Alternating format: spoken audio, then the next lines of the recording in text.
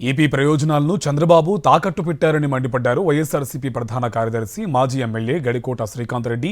రాయలసీమ హక్కులకు చంద్రబాబు మరణ శాసనం రాశారని ఆరోపించారు.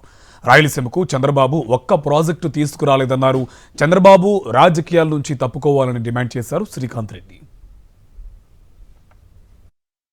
స్వయానా రేవంత్ రెడ్డి గారు నిన్న అసెంబ్లీలో చెప్పారు, చంద్రబాబు నాయుడు గారితో నేను మాట్లాడి రాయలసీమకు సంబంధించినటువంటి లిఫ్ట్ ఇరిగేషన్ నేను నిలుపుదల చేయించాను. ఆయన యొక్క ఇన్ఫ్లుయెన్స్ వాడుకొని ఆయన ద్వారా కేంద్ర ప్రభుత్వం ద్వారా ఒత్తిడి చేయించి నేను రాయలసీమ లిఫ్ట్ ఇరిగేషన్ నిలిపాను. ఆ రాయలసీమ లిఫ్ట్ ఇరిగేషన్ నేను ముఖ్యమంత్రి అయిన తర్వాత చంద్రబాబు నాయుడు గారు ముఖ్యమంత్రి అయిన తర్వాత ఆ ప్రాజెక్ట్ నిలుపుదల అయిందో లేదో మీరు చూసుకోండి అన్నటువంటి మాట మాట్లాడాడు అని అంటే on record of the assembly. ఎంత దురదృష్టకరం అండి. ఎందుకు రాష్ట్ర ప్రయోజనాలను తాకట్టు పెట్టారు? స్వయాన చంద్రబాబు నాయుడు గారు తన చేతితో రాయలసీమకు మరణ శాసనం రాశాడు.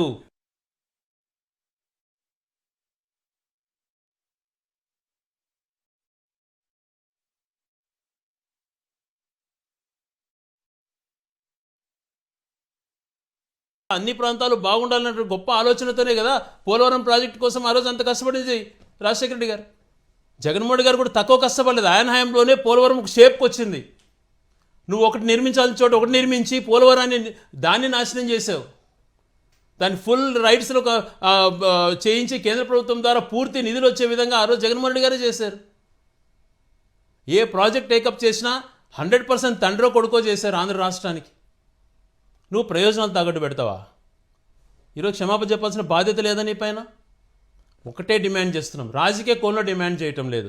స్వయంగా చంద్రబాబు నాయుడు గారే మరణ శాసనం రాశారు కాబట్టి, స్వయంగా చంద్రబాబు నాయుడు గారు తన స్వహస్తాలతో తన కృషితో తనకున్నటువంటి ఇన్ఫ్లుయెన్స్తో రాయలసీమ క్రాస్ లిఫ్ట్ ఇరిగేషన్ తనే ఆపాడు కాబట్టి, తనే అంగీకరిస్తున్నాడు కాబట్టి, అది చేసినట్టుగా పక్క రాష్ట్ర ముఖ్యమంత్రి ఆన్ రికార్డ్ అసెంబ్లీలో చెప్పాడు కాబట్టి, రాయలసీమకు సంబంధించినటువంటి ప్రతి శాసనసభ్యుడు ప్రతి మంత్రి ఈరోజు అధికారులు ప్రతి ఒక్కరూ రాజీనామా చేయాలి, తక్షణం రాజీనామా చేయాలని చెప్పి గట్టిగా డిమాండ్ చేస్తున్నాం. ఇప్పటికైనా పదవులు ముఖ్యం అనుకోకుండా పదవులు తక్షణమే రాజీనామా చేసి చంద్రబాబు నాయుడు గారు చేసినటువంటి నష్టాన్ని ఏ రకంగా పూడుస్తారో, మీకున్నటువంటి మీ ఇద్దరి మధ్యన ఉన్నటువంటి బాండింగ్తో చేస్తారో, ఇంకో రకంగా చేసుకుంటారో, ఈ రాష్ట్ర ప్రయోజనాలు కాపాడడం కోసం రాయలసీమ లిఫ్ట్ ఇరిగేషన్ పట్టుబట్టి మీరు కంప్లీట్ చేయకపోతే, మీరు పట్టుబట్టి చేయకపోతే ప్రతిరోజు మిమ్మల్ని నిలదీస్తాం, ప్రతిరోజు మిమ్మల్ని అడుగుతాం. మీ బాధ్యత. రాయలసీమ లిఫ్ట్ ఇరిగేషన్ ద్వారా రోజుకు 3 టీఎంసీలు తీసుకుంటే, గండికోట దగ్గర ఒక అడిషనల్గా ఇంకొక రిజర్వాయర్ కడితే, నెల్లూరు సోమశిలాన్ని సస్యశ్యామలం చేయొచ్చు, కండలేరు వరకు ప్రాపర్గా నీళ్ళు ఇవ్వచ్చు, ఒక పక్క చెన్నైకి నీళ్ళు ఇవ్వచ్చు, మరొక ద్వారా వెలుగొండ ద్వారా ప్రకాశం జిల్లాను సస్యశ్యామలం చేయొచ్చు. అంతకుముందు మొదటిసారిగా ముఖ్యమంత్రిగా ఉన్నప్పుడు ఆల్మట్టి డ్యామ్ ఎత్తు పెరిగినప్పుడు ఇదే మౌనం పాటించాడు. ఇప్పుడు ఆల్మట్టిని డబల్ చేస్తుంటే ఇద్దరు రాష్ట్ర ముఖ్యమంత్రులు కాంగ్రెస్ భాగస్వామ్యం ఈయన, అక్కడ ఉన్నటువంటి కాంటాక్ట్స్ చంద్రబాబు నాయుడు గారు దాన్ని ప్రశ్నించలేకపోతున్నారు. మరొక రకంగా బ్రిజేష్ ట్రిబ్యునల్ ఏదైతే రాయలసీమ ఈ ఆంధ్రప్రదేశ్కి సంబంధించిన వాటాల విషయంలో నిర్ణయించిన వాటిలలో తన వాదన గట్టిగా వినిపించలేదని చెప్పి స్వయం రేవంత్ రెడ్డి గారు చెప్పారు. అనేక సార్లు మేము కూడా మాట్లాడాం. మా నాయకుడు జగన్మోహన్ రెడ్డి గారు కూడా ప్రశ్నించినారు. ఏదైతే వేదిక పైన మా రైట్స్ ఇవి ఉన్నాయి, మా వాదన ప్రకారం ట్రిబ్యునల్ ప్రకారం మాకు ఈ నీళ్ళు ఇన్ని రావాలి, మా వాటా ప్రకారం అన్న దాన్ని కూడా ఆయన తాకట్టు పెడుతున్నాడు. మరొక పక్కన రాయలసీమ లిఫ్ట్ ఇరిగేషన్ తాకట్టు పెట్టాడు. టోటల్గా ఆంధ్రప్రదేశ్ యొక్క పరువును ఈయన పూర్తిగా అవతల వారి చేతిలో పెట్టేసి సాష్టాంగ నమస్కారం చేసినాడేమో అనిపిస్తోంది. ఒక రాష్ట్ర ప్రయోజనాలను ఇంతగా తాకట్టు పెట్టిన వ్యక్తి ఏ ఒక్కరూ ఉండరు. ఆంధ్రప్రదేశ్ ప్రజలకి నిజంగా ఎంత తప్పు చేశాడు, ఇది స్వప్రయోజనాల కోసమో లేకపోతే ఓటుకు నోటు కేసు ఉందని చెప్పో ఏ భయాందోళన చెందాడో, కానీ ఈ ప్రాంత ప్రయోజనాలు ఒక పక్కన రావాల్సినటువంటి వాటా గురించి తన వాదన వినిపించలేదు. మరొక పక్కన స్వయంగా ఈయనే కృషి చేసి ఆన్గోయింగ్ ప్రాజెక్ట్ని కూడా నిలుపుదల చేయించాడు.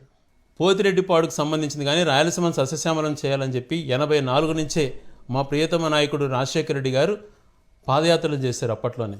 ఆ ప్రాంత ప్రయోజనాలు తన అధికారులకు వచ్చినాక ఒక రాయలసీమ అనేది కాదు, అన్ని ప్రాంతాలు ఇరిగేషన్కు ఉండాలా అని చెప్పి take from upper side Uttarandhra Savanthi దగ్గర నుంచి, చింతలపూడి దగ్గర నుంచి, ప్రాణహిత చేవెళ్ళ అని చెప్పి ఇక్కడి దగ్గర నుంచి, దమ్ముగూడెం ప్రాజెక్టు దగ్గర నుంచి ఆంధ్ర కానీ తెలంగాణకు కానీ ఉత్తరాంధ్రకు కానీ గోదావరి జిల్లాలలో అనేకమైన లిఫ్ట్ ఇరిగేషన్స్లు కానీ రూపకల్పన చేయడం కాదు, కంప్లీట్ చేసినటువంటి మహా వ్యక్తి రాజశేఖర రెడ్డి గారు.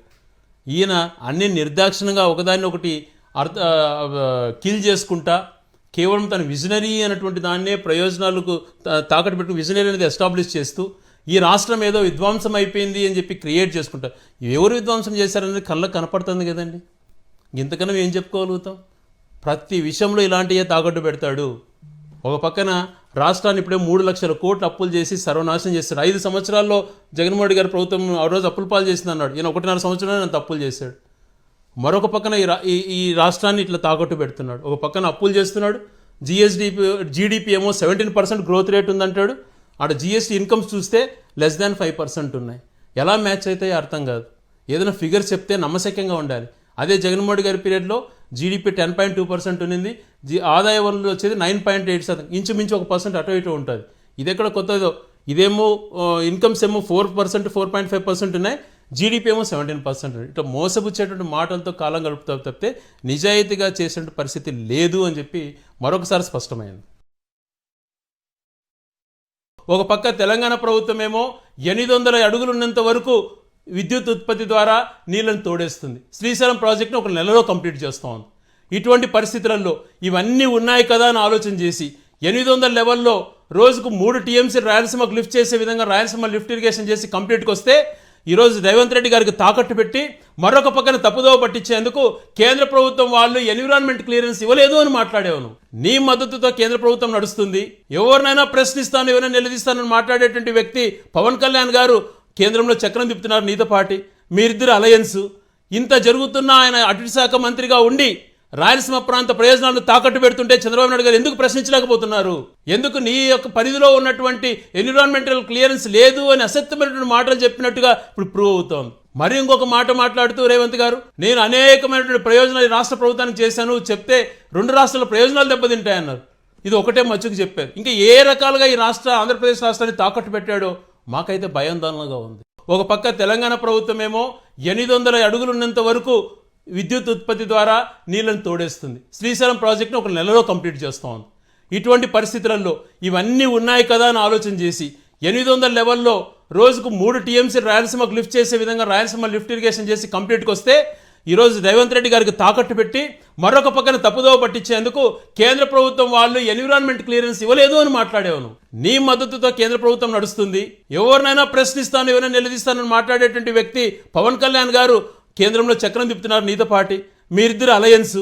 ఇంత జరుగుతున్నా ఆయన అటవీ శాఖ మంత్రిగా ఉండి రాయలసీమ ప్రాంత ప్రయోజనాలను తాకట్టు పెడుతుంటే చంద్రబాబు నాయుడు గారు ఎందుకు ప్రశ్నించలేకపోతున్నారు? ఎందుకు నీ యొక్క పరిధిలో ఉన్నటువంటి ఎన్విరాన్మెంటల్ క్లియరెన్స్ లేదు అని అసత్యమైనటువంటి మాటలు చెప్పినట్టుగా ఇప్పుడు ప్రూవ్ అవుతోంది. మరి ఇంకొక మాట మాట్లాడుతూ రేవంత్ గారు, నేను అనేకమైనటువంటి ప్రయోజనాలు రాష్ట్ర ప్రభుత్వానికి చేశాను చెప్తే 2 రాష్ట్రాల ప్రయోజనాలు దెబ్బతింటాయన్నారు. ఇది ఒకటే మచ్చుకు చెప్పారు. ఇంకా ఏ రకాలుగా ఈ ఆంధ్రప్రదేశ్ రాష్ట్రాన్ని తాకట్టు పెట్టాడో మాకైతే భయాందోళనగా ఉంది.